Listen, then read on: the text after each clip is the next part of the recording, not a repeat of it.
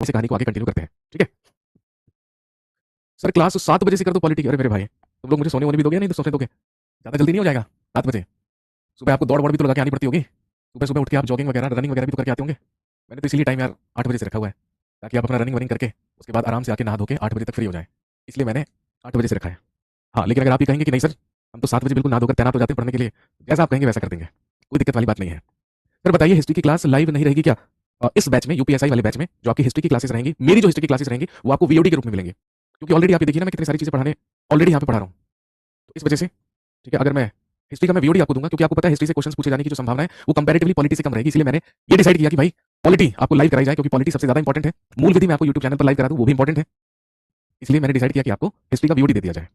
हाँ, लेकिन अगर आपको हिस्ट्री में कोई भी डाउट होगा, कोई भी परेशानी होगी, तो मैं आपको दिन में कई बार लाइव सेशन में मिलूंगा, तो आप मुझसे डाउट पूछ सकते हैं, कोई दिक्कत वाली बात नहीं है, ठीक है। तो चलिए, इंडियन पॉलिटी, भारतीय राज्य व्यवस्था, जिसमें हम पढ़ रहे हैं constitutional development of India, Bharat का संवैधानिक विकास। कॉन्स्टिट्यूशनल डेवलपमेंट ऑफ इंडिया या भारत का संवैधानिक विकास। मैंने आपको बताया था इसे हम दो फेजेस में पढ़ते हैं, दो चरणों में पढ़ते हैं। सबसे पहले हम कंपनी रूल या कंपनी के अधीन शासन के बारे में बात करते हैं, यानी कि the rule of East India company in India. Bharat में ब्रिटिश ईस्ट इंडिया कंपनी का जो शासन था वो 1857 1857 तक चला, यानी कि 1857 की क्रांति तक चलता रहा। लेकिन उसके बाद भारत का जो शासन था वो सीधे ब्रिटेन के ताज या ब्रिटेन की महारानी विक्टोरिया के हाथों में आ गया। फिर वहां से हम क्राउन रूल की शुरुआत करते हैं। तो दोस्तों, हम पढ़ रहे हैं सबसे पहले कंपनी रूल या कंपनी के अधीन शासन। 1773 से लेकर 1857 तक का जो पीरियड है, और इसके बीच में आने वाले जितने भी एक्ट्स और राजलेख या चार्टर्स हैं, वो सारे के सारे आए कंपनी रूल के तहत, यानी कि कंपनी के शासन के तहत। तो कल हमने बात की 1773 के रेगुलेटिंग एक्ट के बारे में, जिसमें मुख्य रूप से एक काम तो ये हुआ कि मद्रास और मुंबई के गवर्नर्स अब बंगाल के गवर्नर के अधीन कर दिए गए, और जिसे अभी तक कहा जाता था बंगाल का गवर्नर, उसे बंगाल का गवर्नर जनरल कहा जाने लगा। और बंगाल का सबसे पहला गवर्नर जनरल वॉरेन हेस्टिंग्स को बनाया गया, और इसी एक्ट के तहत 1774 में कलकत्ता में सर्वोच्च न्यायालय की स्थापना की गई, जिसमें लॉर्ड एलिजा इम्पे को मुख्य न्यायाधीश बनाया गया। इसके अलावा ईस्ट इंडिया कंपनी के कर्मचारियों पर बिना लाइसेंस लिए व्यापार करने पर प्रतिबंध लगा दिया गया, और यह भी प्रोविजन या प्रावधान कर दिया गया कि कंपनी का कोई भी कर्मचारी किसी भी व्यक्ति से किसी भी प्रकार का उपहार या गिफ्ट नहीं ले सकता है। Employees of East India Company were prohibited to take gifts from anyone.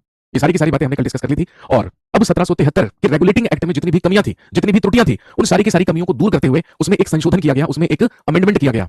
और ध्यान रखेंगे 1781 1781 में 1773 के रेगुलेटिंग एक्ट में ही संशोधन करके एक और एक्ट पारित किया गया, and that act is known as, लिख लीजिए 1781 का। इसके बाद आया एक्ट ऑफ सेटलमेंट, या ये कहलाता है 1781 ईस्वी का संशोधनात्मक अधिनियम। इसके बाद पारित करके भेजा गया अगला एक्ट, अगला अधिनियम 1781 में, जो कहलाता है संशोधनात्मक अधिनियम या एक्ट ऑफ सेटलमेंट। इसे एक्ट ऑफ सेटलमेंट या संशोधनात्मक अधिनियम कहा जाता है। और ध्यान रखेंगे, ब्रिटिश पार्लियामेंट या ब्रिटेन की संसद का ही एक सदस्य हुआ करता था, जिसका नाम था एडमंड बर्क।